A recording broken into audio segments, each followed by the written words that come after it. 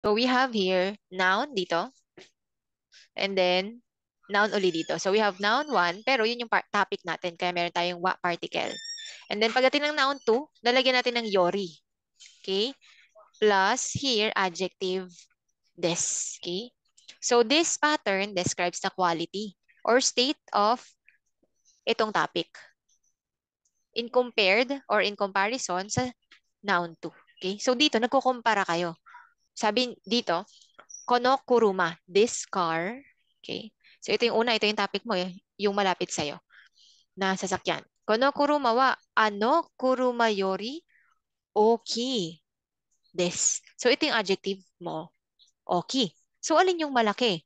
Itong malapit sa'yo o yung malayo sa'yo?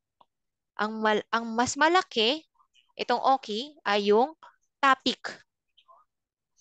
Okay?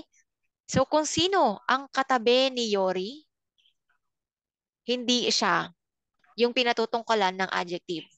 Ibaba nyo siya. Okay lang? Again, yung kung sino yung tinabihan ni Yori. Ito yung tinabihan niya eh. Ito. Ano, kuruma, Yori. So, i-down nyo siya. Image. Sa image nyo. Imagine eh. Down nyo siya. Ibig sabihin, hindi tungkol sa kanya itong adjective na to. Itong adjective na to, tungkol dito sa topic natin. Okay? Kaya sabi niya, this car. Itong car na to, this car is bigger than that car. Okay?